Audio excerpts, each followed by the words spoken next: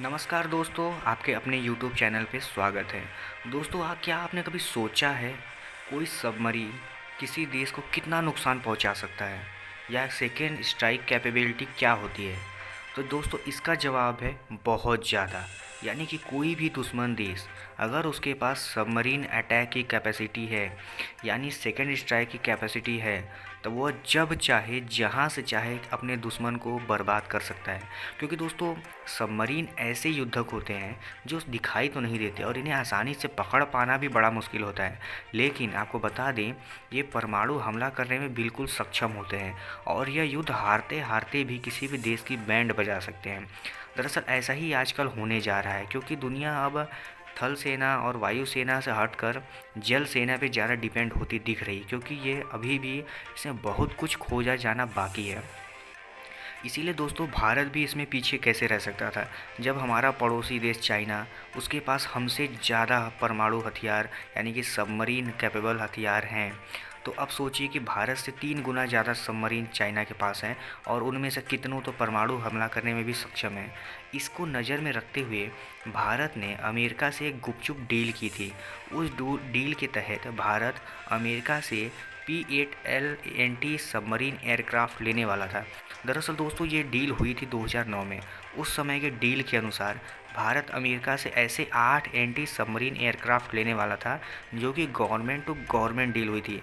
अब दोस्तों, आपको बता दें ये P-8L जो है, ये एक तरह का एंटी सबमरीन एयरक्राफ्ट है। इसे बनाया ही इसीलिए गया है कि यह पानी के अंदर छुपे सबमरीन को आसानी से अटैक करके मार सके। क्योंकि दोस्तों, पानी के अंदर भारत को अगर चीन को हराना है तो सबसे पहले उसकी पनडुब्बियों को ख़त्म करना होगा, क्योंकि भारत से 3 गुना ज़्यादा बड़ी संख्या में है। अगर उनमें से 10 भी बच गई तो भारत पे बहुत बड़ी कहर ढा सकती है। अब अचानक भारत उतना ज़्यादा पनडुब्बी तो ला नहीं सकता, तो कम से कम उनको ही ख़त्म कर दे जो उससे ज़्यादा हैं।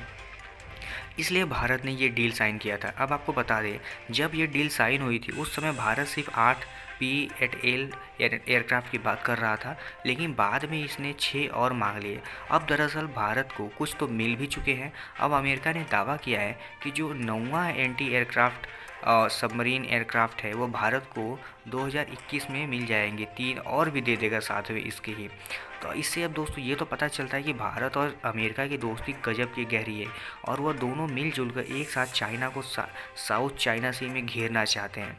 और यह दोस्तों बहुत ज़रूरी है, क्योंकि आप जानते हैं चाइना अमेरिका से डायरेक्ट लड़ाई नहीं कर सकता, लेकिन भारत से वो कर सकता है, क्योंकि वह भारत को कई मामलों में पीछे छोड़ता है। और सबसे बड़ी जो कारण है वह है सबमरीन वार, क्योंकि दोस्तों भारत से कहीं ज़्यादा स्ट्रांग उसकी नेवी है। इसलिए भारत को इन सब के बारे में सोचना बहुत ज़रूरी है। अब दोस्तों, आपको बता दें भारत के इसके फ़ायदे और क्या क्या हैं। दरअसल भारत ने जो इससे पहले 8 ये एंटी सबमरीन एयरक्राफ्ट मिले थे, ये बहुत ही कैपेबल होते हैं सर्विलेंस के लिए, यानी कि इनमें इंटेलिजेंस कैपेसिटी बहुत होती है। पहले तो भारत ने इसे गोवा पे स्थापित किया, लेकिन जैसे ही ईस्टर्न लद्दाख में चाइना के साथ लड़ाई झगड़े बढ़े, भारत ने उसको वहाँ पे भी सर्विलेंस के लिए भेज दिया, जिससे कि भारत को बहुत दूर से ही अच्छी खासी इंटेलिजेंस रिपोर्ट मिल जाती है। अब दोस्तों, बात आती है कि भारत से इसका युद्ध और कहाँ कहाँ कर सकता है। तो अब ये तो बात हमारी कॉमन है कि हमारा अगर किसी से समुद्री मामले में अगर किसी से लड़ाई है तो वो चाइना और पाकिस्तान से है, तो भारत मेनली तो वहीं युद्ध करेगा। और मेरे लिए ख्याल से अच्छा भी रहेगा कि भारत इनके लिए इस तरह की चीज़ें और जल्दी इकट्ठा करे, ताकि चाइना से सबमरीन के भी लेवल पे भी भारत लड़ सके। तो दोस्तों, आपको क्या लगता है भारत को जो अमेरिका की तरफ से गिफ्ट मिला है, या भारत के कितना काम आएगा और भारत के कितने फ़ायदे में रहेगा? आप अपने कमेंट ज़रूर मुझे बताइएगा। और अगर आप हमारे चैनल पर नए हैं तो इस चैनल को सब्सक्राइब कर लीजिए, ताकि ऐसे ही लेटेस्ट वीडियो आपको पर डे 1-2 मिलती रहे। फिर मिलते हैं किसी और वीडियो में। धन्यवाद।